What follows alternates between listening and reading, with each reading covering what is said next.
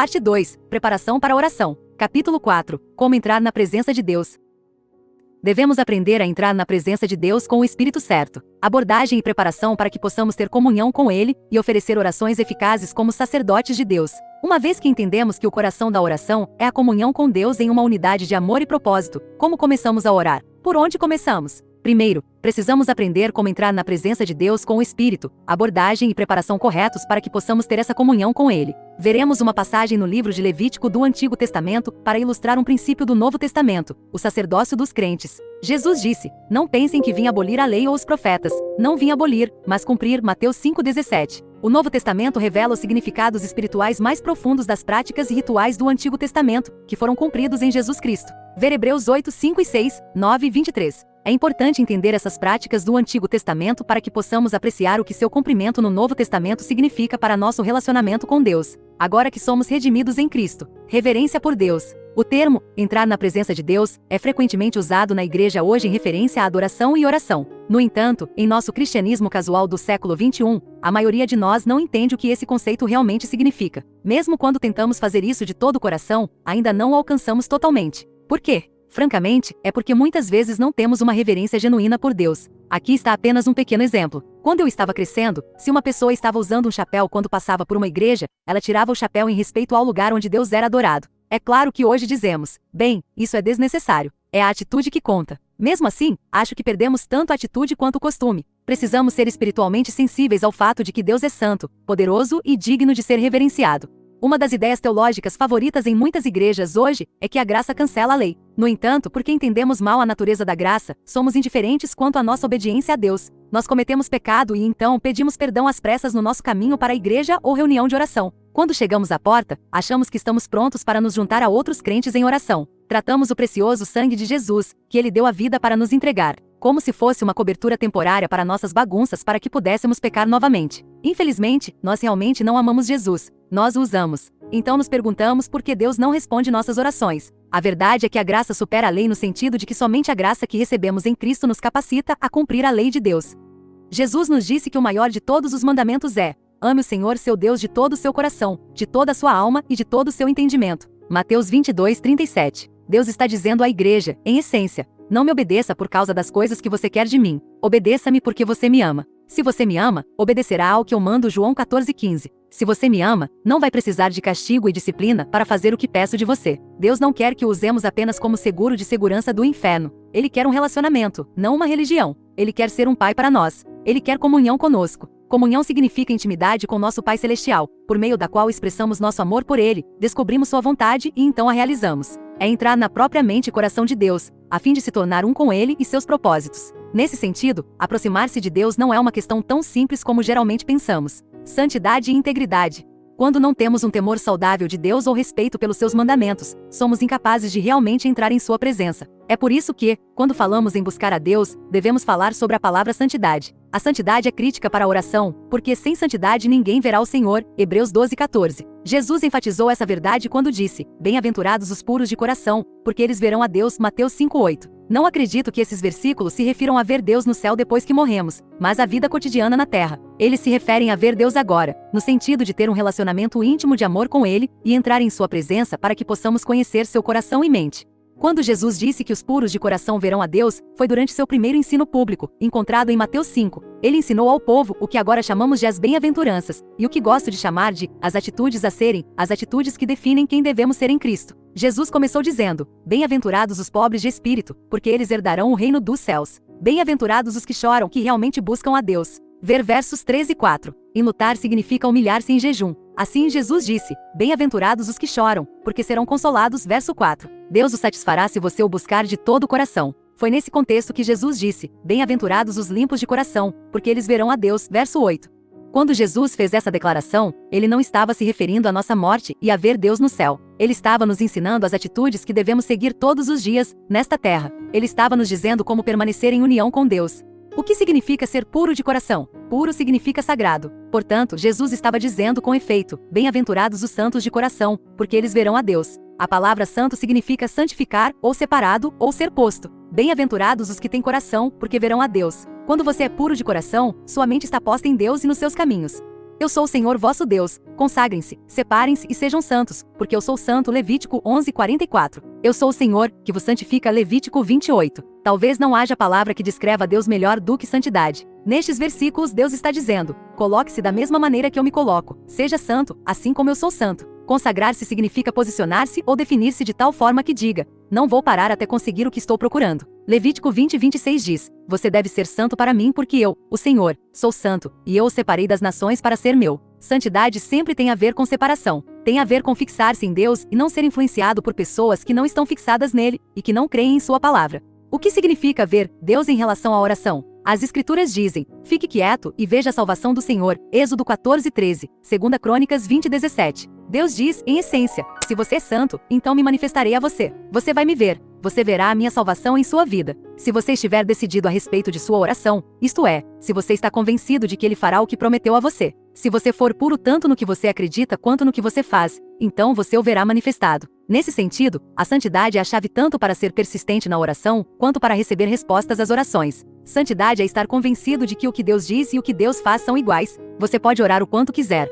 mas precisa ser santo para ver a resposta. A Escritura diz: se algum de vocês tem falta de sabedoria, peça a Deus, que dá generosamente a todos sem culpar, e ser-lhe-á dada. Mas quando pede, deve acreditar e não duvidar, porque quem duvida é como a onda do mar, soprada e agitada pelo vento. Esse homem não deve pensar que receberá nada do Senhor. Ele é um homem de mente dupla, instável em tudo o que faz. Tiago 1:5-8. Este versículo está dizendo que pedir não é suficiente. Você pode passar uma hora em oração e ainda assim não receber nada. Uma pessoa que tem mente dupla, instável em tudo o que faz, está demonstrando profanação porque há uma inconsistência entre o que ela diz e o que ela realmente acredita e faz. Deus está nos dizendo, com efeito: se você me pedir algo e duvidar que eu o darei, nem pense que o receberá. Deus não pode nos dar se duvidarmos, porque Ele é santo e deve permanecer fiel ao que disse em sua palavra. Santidade não é uma presença mística, nebulosa, estranha, esfumaçada, turva. É muito prático e real. Santidade significa não o número 1, mas no sentido de completo. Santidade denota o conceito de ser integrado. Integrado vem da mesma palavra que integridade. Deus tem integridade porque o que Ele diz, o que Ele faz e quem Ele é são o mesmo. Isso é exatamente o que significa santidade.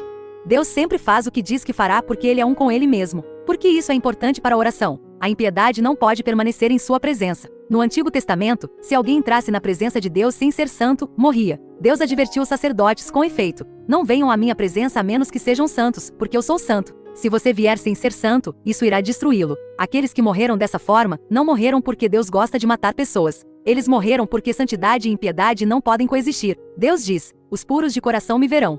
Ver Mateus 5:8. Aqueles que são impuros não podem ver a Deus. Quando vamos a Deus em oração, devemos ter a mesma integridade entre o que dizemos e fazemos que Ele faz, porque santidade é falar a verdade e então viver a verdade. Deus diz: você me buscará e me encontrará quando me buscar de todo o coração. Jeremias 29:13. Não podemos simplesmente dizer que estamos buscando a Deus, devemos realmente buscá-lo, se quisermos encontrá-lo. Em outras palavras, devemos ser obstinados em nosso desejo de encontrá-lo. Devemos dizer, como Jacó: Deus, não vou deixar você ir até ver você. Ver Gênesis 32:24-30. É assim que você se aproxima de Deus? Se você buscar a Deus com todo o seu coração, mente e consciência, se você o buscar com tudo que está em você, Ele promete que você o encontrará. Se você não o buscar com todo o seu coração, mente, paixão e atenção, então se Deus aparecer, isso significa que Ele não está sendo fiel à sua palavra, porque Ele disse que só virá se você o buscar com todo o seu coração.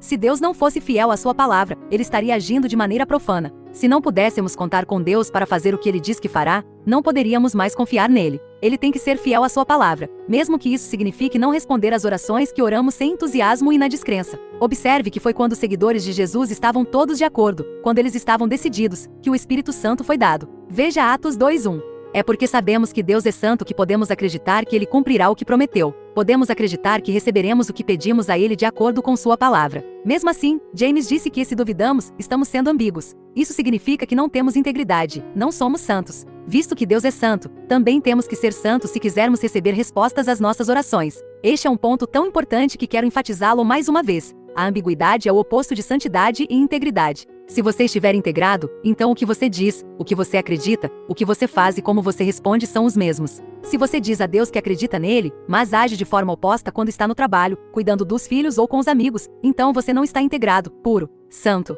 Você é indeciso. Esse homem não pense que receberá do Senhor alguma coisa. Tiago 1:7. Um reino de sacerdotes. Essas verdades a respeito da natureza de nosso relacionamento com Deus nos dão um contexto para os princípios que estamos prestes a examinar em Levítico 16. Precisamos ver que os requisitos que Deus deu no Antigo Testamento são igualmente válidos para nós que vivemos sob a Nova Aliança. A diferença é que agora eles podem ser cumpridos em Cristo.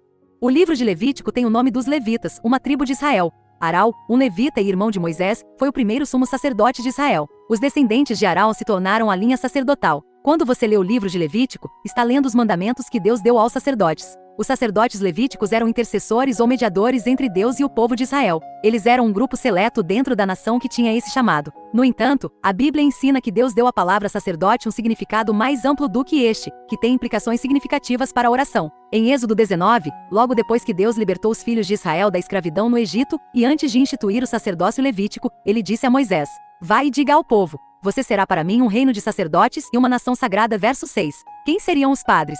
Toda a nação de pessoas, homens e mulheres, crianças, adolescentes, jovens adultos, adultos de meia idade e idosos, deveriam ser padres. Na perspectiva de Deus, o sacerdócio, em última análise, não é para um grupo especial de pessoas, mas para todos aqueles que pertencem a ele. Isso foi verdade desde a criação do homem. Os propósitos de Deus são eternos, e seu plano original para a humanidade, que começou com Adão, foi herdado pelas gerações seguintes. Deus confirmou seu plano com Abraão, Isaque e Jacó, e foram os descendentes de Jacó que se tornaram a nação de Israel. Israel herdou a promessa de Deus a Abraão. Abraão certamente se tornará uma grande e poderosa nação, e todas as nações da terra serão abençoadas por meio dele. Gênesis 18:18. Esta promessa corresponde ao plano original de Deus para a humanidade exercer autoridade de domínio na terra. Portanto, quando Deus chamou os filhos de Israel de um reino de sacerdotes e uma nação santa, ele estava refletindo seus propósitos para a humanidade de Adão a Abraão, Jacó e os filhos de Israel e além. O plano de Deus é que o homem seja seu representante na terra. O primeiro homem foi criado como sacerdote, alguém que servia como intermediário de Deus para a terra. Todos os descendentes de Adão deveriam ser sacerdotes. Por que então Deus instituiu o sacerdócio levítico? Sabemos que Deus queria que Adão divulgasse sua vontade e sua natureza por toda a terra, para administrar seu reino, enchendo o mundo inteiro com uma única nação, de pessoas guiadas pelo Espírito. Adão falhou e a terra foi povoada por muitas nações que não conheciam a Deus. Deus então escolheu uma dessas nações, Israel, dentre todas as nações para servir como sacerdote perante as outras nações. Novamente, todas as pessoas desta nação deveriam ser sacerdotes. No entanto, Israel também falhou em cumprir o chamado de Deus. Então Deus escolheu um pequeno grupo da nação, a tribo chamada Levitas, para servir como sacerdotes. Deus instruiu os levitas a mediar pela nação de Israel. Isso permitiria a Israel cumprir seu chamado de ir para as outras nações do mundo, como representante de Deus para que, no final das contas, todas as nações retornassem a ele.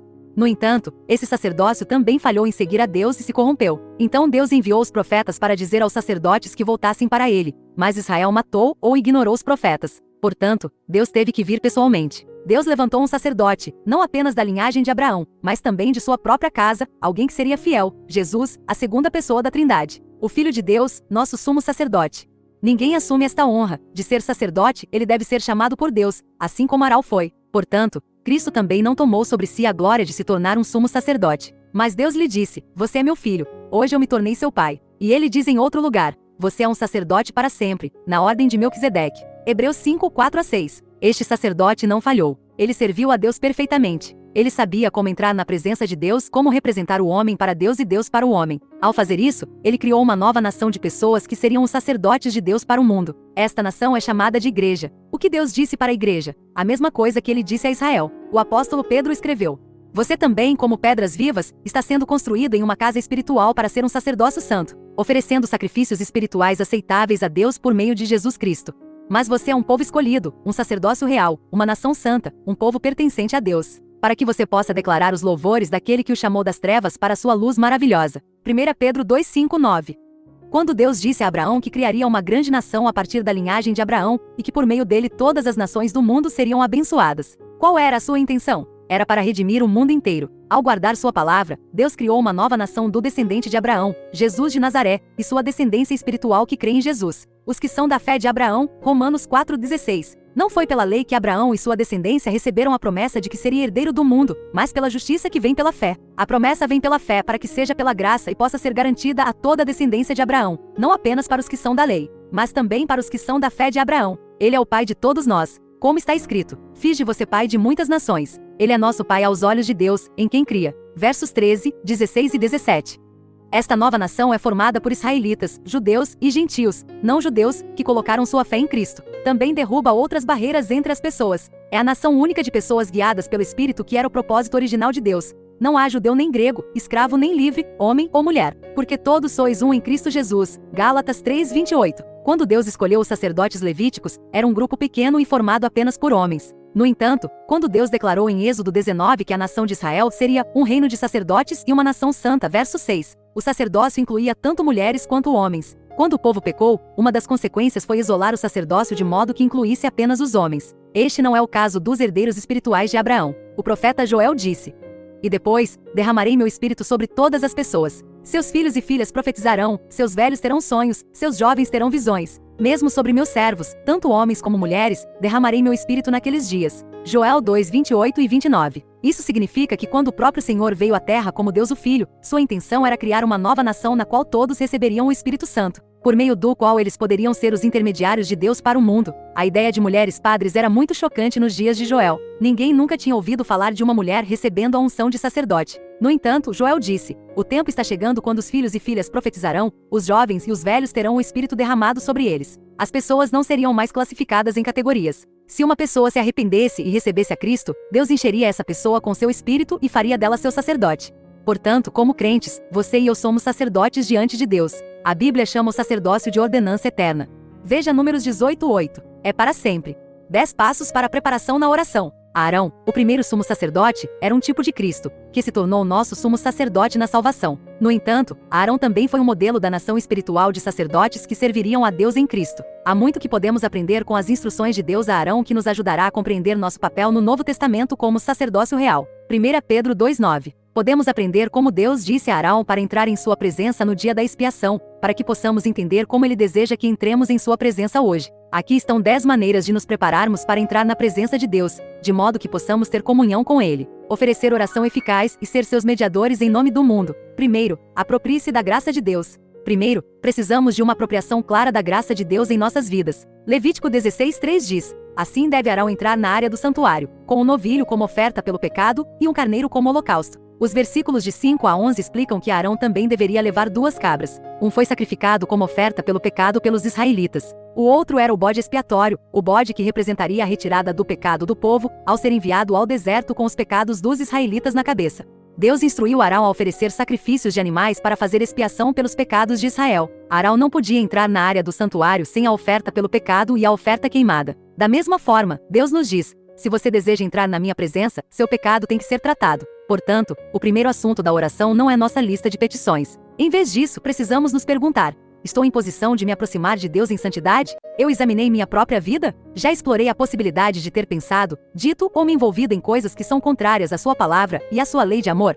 Esses nem sempre serão pecados flagrantemente óbvios. Às vezes, eles serão mais sutis. Nem sempre consideramos a maneira como vivemos nossas vidas diante de Deus. Por exemplo, a Bíblia diz: "Não deixemos de nos reunir, como alguns costumam fazer." Hebreus 10:25. Isso é um comando. Suponha que você diga: "Não estou com vontade de ir à igreja hoje", e fique em casa sem um bom motivo para fazê-lo. Quando você vai a Deus em oração, Deus diz, em essência: "Eu tenho um problema com isso." Por um lado, você está tentando me fazer cooperar com você, mas por outro lado, você me desobedeceu. Se eu responder sua oração, estou tolerando a desobediência. Isso é uma questão de integridade de Deus. Vamos considerar outro exemplo. Acho que é difícil para Deus responder às nossas orações por bênçãos financeiras quando não estamos pagando o dízimo. Por um lado, estamos roubando a Deus o que lhe é devido, ver Malaquias 3:8-10, e por outro lado, estamos dizendo: "Senhor, pague minha hipoteca." Quando não recebemos o dinheiro, dizemos, injustamente, como fizeram os israelitas: "Onde está o Deus de justiça?" Malaquias 2:17. Isso faz com que Deus nos diga, de fato: "Agora você está tentando me colocar em um dilema. Como posso abençoá-lo nisso quando você me desobedeceu? Você está tentando fazer com que eu o trate como se você fosse santo quando, na realidade, não é."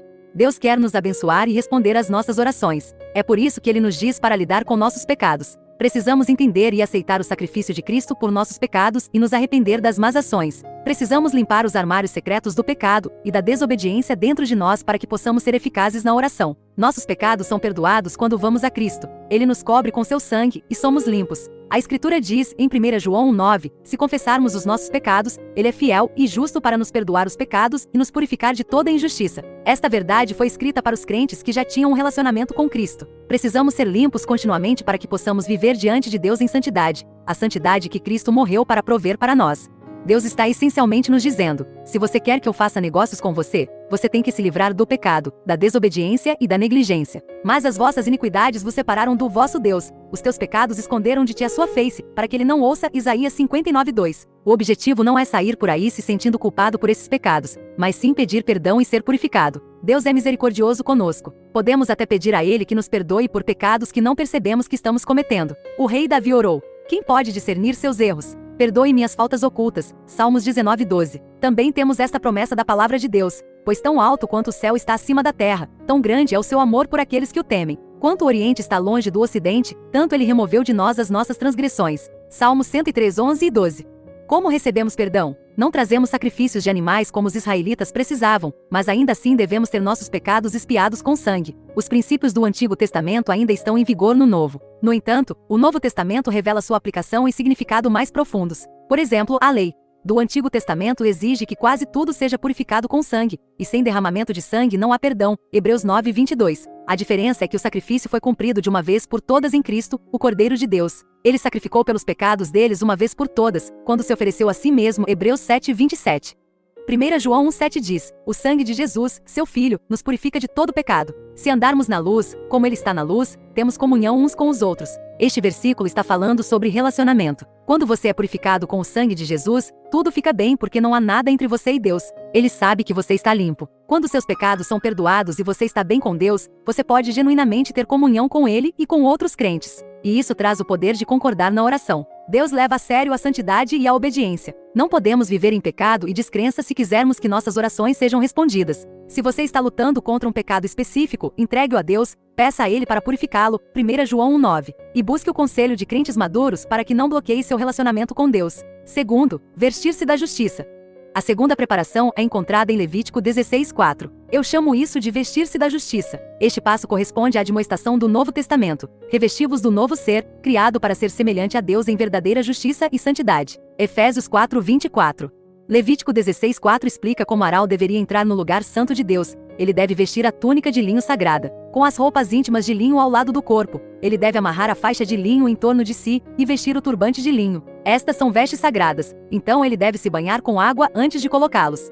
O sacerdote devia usar as roupas certas, as roupas que Deus disse para vestir. O sacerdote tinha suas próprias roupas, mas Deus disse com efeito: se você quiser vir à minha presença, vista-se com o que eu digo para você vestir. A aplicação para nós vem de Efésios 6:11 a 20, no qual Paulo falou sobre vestir a armadura completa de Deus, versos 11 e 13. Acredito que essa analogia seja mal compreendida. Não é tanto um conceito militar, mas sim preparatório. É falar sobre a preparação para a oração, versos 18 a 20. Antes de orar, você precisa usar o capacete da salvação, verso 17. Isso se refere à expiação, ser salvo e ter o sangue de Cristo aplicado aos seus pecados. Você também deve vestir a couraça da justiça, verso 14. Isso significa estar bem com Deus por meio da justiça de Cristo.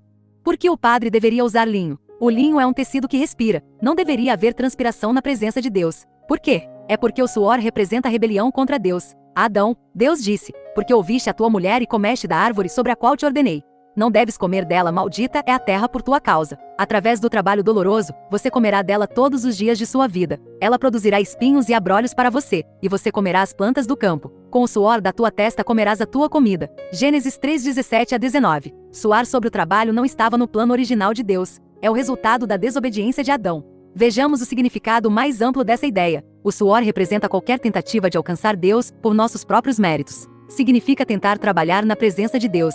Vemos exemplos disso hoje? Suponha que o coração de uma pessoa não esteja certo diante de Deus. Para compensar, ele envia $300 para a Cruz Vermelha. Em si, não há nada de errado com um presente para a Cruz Vermelha. No entanto, Deus diz, de fato: isso não vai levar você à minha presença. Você está suando. Você está tentando fazer com que eu goste de você praticando boas ações, ao mesmo tempo em que vive contrário à minha palavra. Isso é suor. Em vez disso, devemos vestir a couraça da justiça. Uma couraça protege o coração e outros órgãos preciosos. Com essa analogia, Deus está dizendo: quero que você seja puro nas áreas mais vitais de sua vida.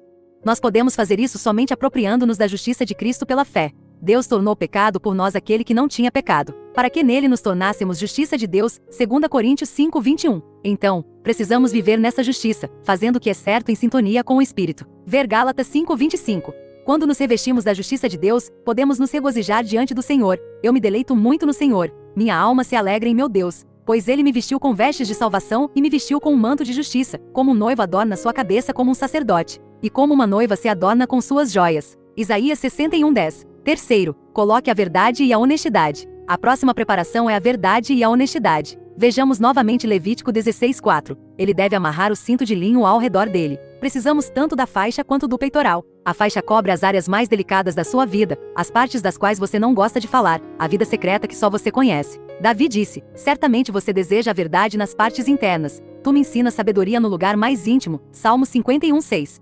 Tememos ao Senhor, de modo que desejamos ser pessoas de verdade. Efésios 6:14 diz: levantai-vos, pois, cingidos os vossos lombos com a verdade. Devemos ser cingidos com a faixa da verdade para que sejamos transparentes e limpos diante do Senhor. É este o seu desejo? Não há nenhuma diferença entre a preparação do sumo sacerdote no Antigo Testamento e o que Deus quer de nós agora. Quem pode subir ao monte do Senhor? Quem pode permanecer em seu lugar sagrado? Aquele que é limpo de mãos e puro de coração. Salmos 24:13-4. Precisamos ser puros diante de Deus, abandonando nossos caminhos pecaminosos, recebendo perdão por meio de Cristo e andando no Espírito. Ver Romanos 8:13-4.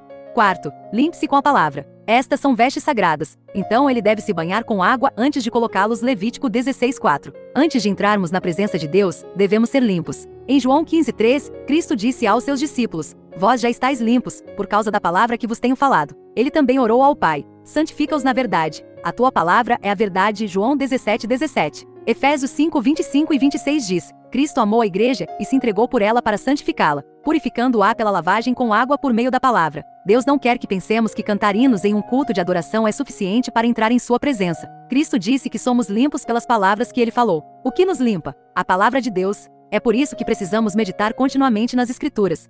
No Antigo Testamento, Arão teve que limpar com água de verdade. Ele tinha que lavar todo o corpo e vestir-se de linho para que, quando entrasse nos lugares mais sagrados do tabernáculo, ficasse limpo. Com o cumprimento da lei no Novo Testamento, não temos mais que lavar com água de verdade. A palavra de Deus é nossa água para a limpeza espiritual. David enfatizou esta verdade. Como um jovem pode manter seu caminho puro? Vivendo de acordo com sua palavra. Eu te procuro de todo o meu coração. Não me deixe desviar de seus comandos. Escondi a tua palavra no meu coração para não pecar contra ti. Salmos 119:9-11. Você precisa ter certeza de que está na palavra quando vier diante de Deus, que você leu a palavra, que a palavra está em você, que você está obedecendo a palavra. Caso contrário, você entrará na presença de Deus com suas próprias ideias e atitudes. No entanto, a palavra o lavará tão completamente que mudará seu coração e sua mente, mesmo sem você perceber. Além disso, coisas que você talvez não achasse importantes, mas que eram importantes para Deus, serão transformadas dentro de você. Por exemplo, é fácil esquecermos o mandamento: não mintas uns aos outros, porque te despojaste de ti mesmo com as suas práticas. Colossenses 3:9. Contamos pequenas mentiras. Dizemos às pessoas que as encontraremos em um determinado horário. Quando chegamos atrasados, ficamos envergonhados, então contamos uma mentira sobre o motivo do atraso.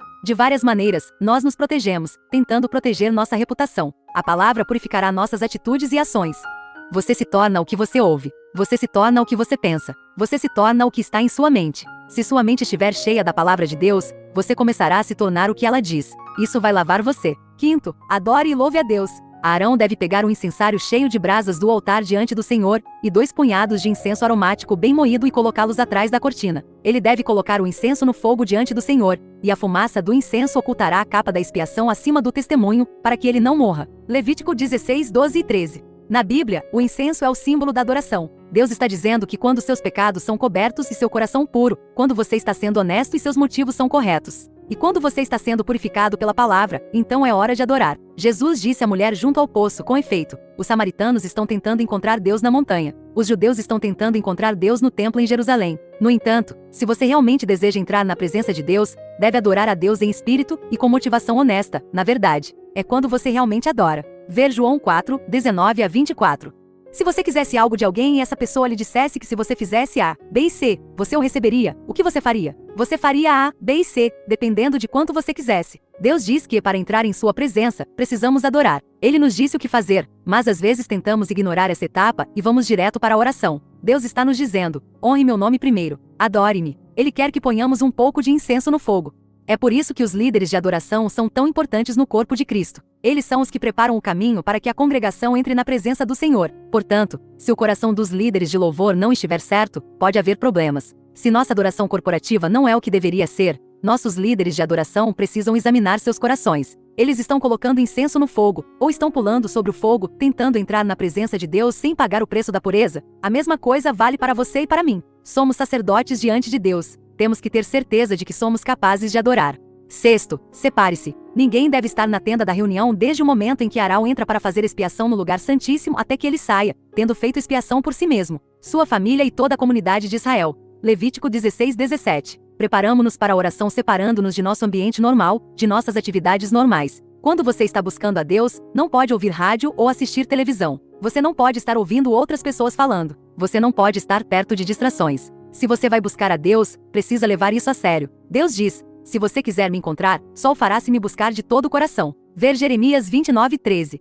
Deus não encontrou Arão em qualquer lugar e em qualquer lugar. Arão deveria entrar na tenda do encontro. Deus disse: é aqui que me encontro, na tenda. Para entrar na tenda, Arão precisava ter certas coisas certas. Os dois filhos de Arão tentaram fazer as coisas à sua maneira. Deus disse: não, eles não cumpriram os requisitos para me encontrar aqui. Ver Levítico 9:23 e 24, 10:1 e 2. Como no caso de Arão, Deus não o encontra em qualquer lugar e de nenhuma maneira. Existe um lugar em Deus em que ele se encontra com você. No Antigo Testamento havia uma tenda real, um lugar físico. No entanto, o Novo Testamento cumpre o Antigo Testamento. Isso significa que ainda há um lugar onde Deus o encontra em oração, mas não é um edifício. Nem mesmo é o seu corpo. É um lugar em Deus. Deus preparou um lugar nele apenas para você, e você precisa entrar nesse lugar. Se seu coração, sua atitude ou seus motivos não estão certos, se há coisas em sua vida que não estão certas, Deus diz: você ainda não está no lugar onde quero que esteja. Uma maneira de chegar a esse lugar é jejuando, um tópico que exploraremos mais tarde. Quando você jejua, você elimina distrações. Você se afasta de muitas coisas que têm obstruído sua vida e perturbado seu espírito. Você se sentirá mais livre, menos sobrecarregado. Você terá mais tempo.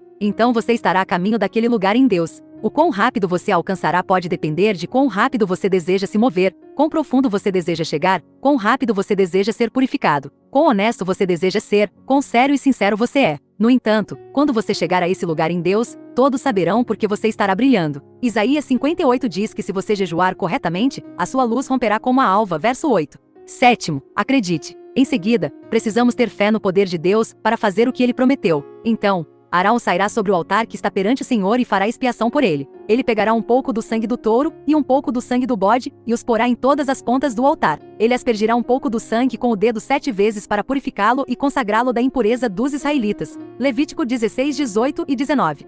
No Antigo Testamento, havia poder expiatório por meio dos sacrifícios de animais. Ainda assim, o sacerdote tinha que acreditar que, quando ele colocava o sangue nas pontas do altar, o poder de Deus era grande o suficiente para expiar o pecado. Ele tinha que ter fé. O povo também teve que acreditar. Depois que os sacrifícios foram oferecidos em seu nome e o bode emissário enviado para o deserto, eles tiveram que voltar para suas casas dizendo: meus pecados estão perdoados por mais um ano. Eles tinham que acreditar que o poder manifestado na oferta dos sacrifícios perdoava seus pecados.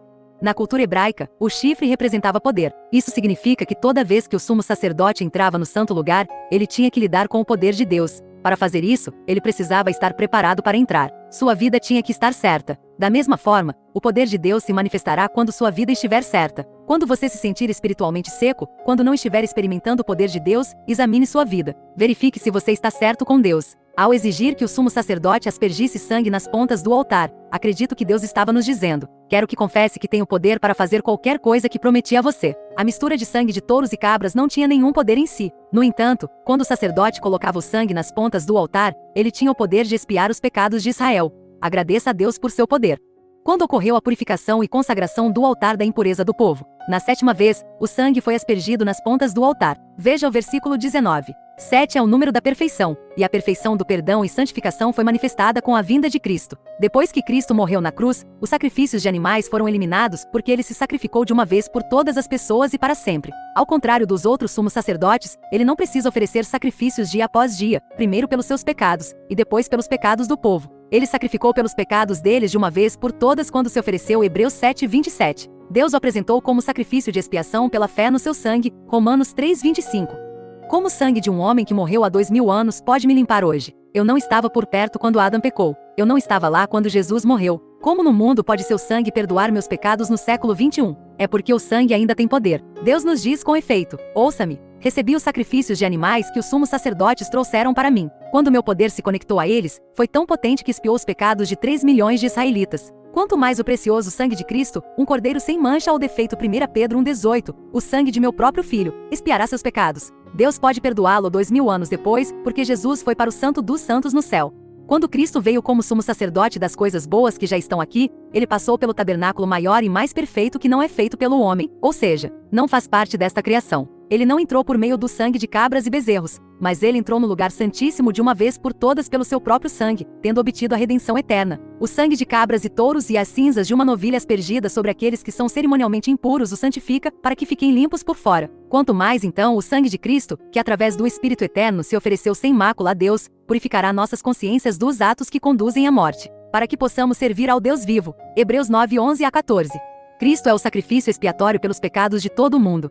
Veja 1 João 2:2. Seu sangue é digno. Ele teve que ser morto apenas uma vez. No Antigo Testamento, o poder do sangue durava apenas 1 ano. O sumo sacerdote tinha que voltar no ano seguinte no dia da expiação e sacrificar novamente. Agradeço a Deus porque quando João viu Jesus vindo ao Rio Jordão para ser batizado, ele disse: Veja, Deus providenciou seu próprio cordeiro.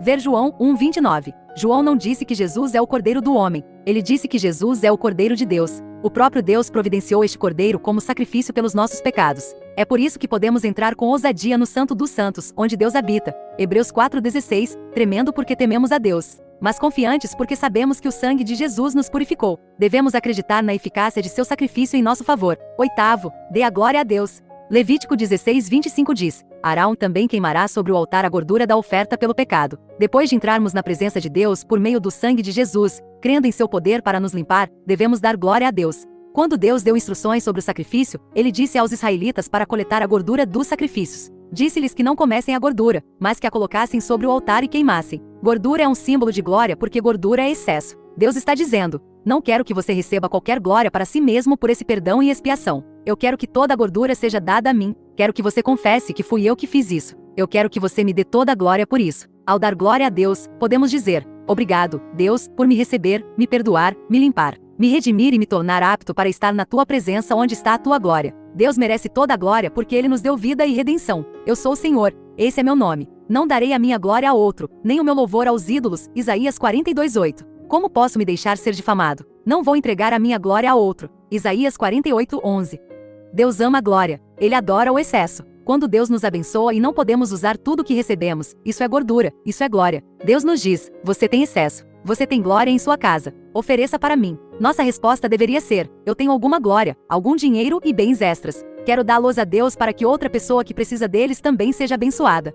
O que você está fazendo com o seu excesso? 9. Lave-se na palavra. Você pode perguntar: por que precisamos nos lavar novamente na palavra? Já estamos sendo limpos por meio disso. O primeiro uso da palavra é para limpeza. A segunda é para se apropriar das promessas de Deus. Levítico 16:26 diz: o homem que solta o bode como bode expiatório deve lavar suas roupas e se banhar com água. Depois, ele pode entrar no acampamento. Acredito que Deus está dizendo por meio desse versículo: você fez tudo o que deveria fazer e me deu a glória. Estou satisfeito. Vá em frente e me diga o que você quer. Já que tudo está claro entre você e Deus, você pode agora apresentar seus pedidos a Deus. Filipenses 4:6. Lave-se na palavra pedindo a Deus para cumprir seus propósitos com base em sua vontade e promessas. 10.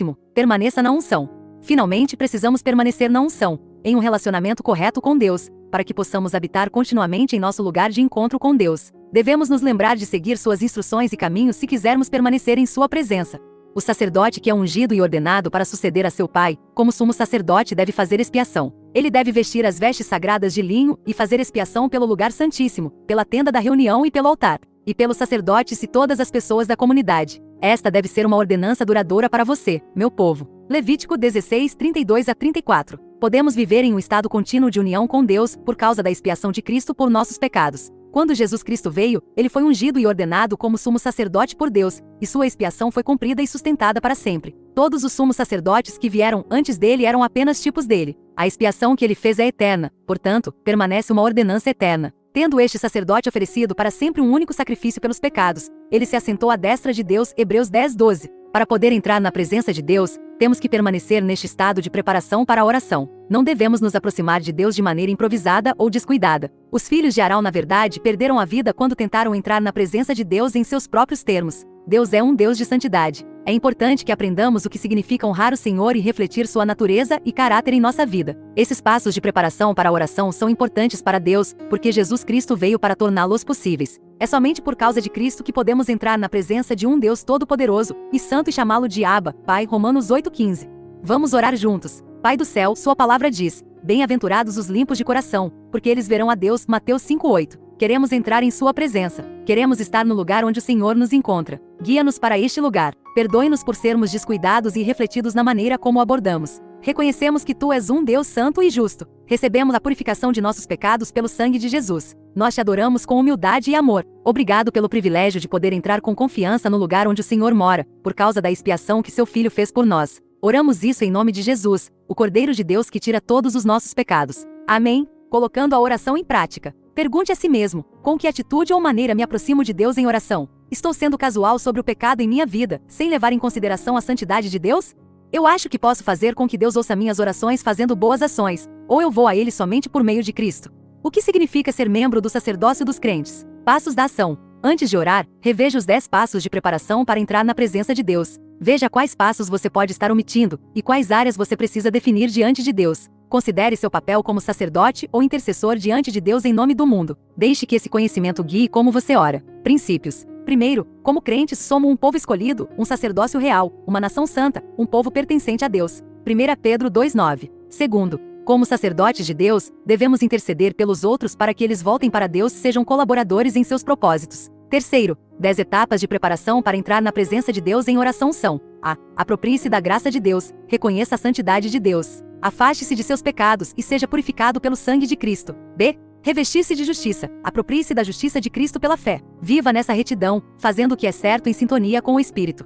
C. Vista a verdade e a honestidade. Seja transparente e limpo diante do Senhor, desejando a verdade no íntimo e vivendo com integridade. D. Purifique-se com a palavra. Antes de vir diante de Deus, certifique-se de que leu a palavra, que a palavra está em você e que você está obedecendo a palavra. E adore e louve a Deus. Honre e adore a Deus em espírito e em verdade. João 4:24-24, reconhecendo-o como seu tudo em todos. F. Separe-se. Remova-se de seu ambiente normal, atividades e distrações. Encontre o lugar em Deus onde Ele se encontra com você, vindo a Ele com o coração, atitude e motivos certos. G. Acreditar. Tenha fé no poder de Deus para fazer o que Ele prometeu e na eficácia do sacrifício de Cristo. H. Dê glória a Deus. Confesse que Deus é aquele que realizou sua expiação, perdão e reconciliação com Ele, e é digno de ser louvado. Dê aos outros com a abundância que Deus lhe deu. E lavar-se na palavra. Peça a Deus para cumprir seus propósitos com base em sua vontade e nas promessas de sua palavra. J. Permaneça na unção. Permaneça em um estado de preparação para a oração. Honre ao Senhor refletindo sua natureza e caráter em sua vida. Deus te abençoe e até o próximo capítulo.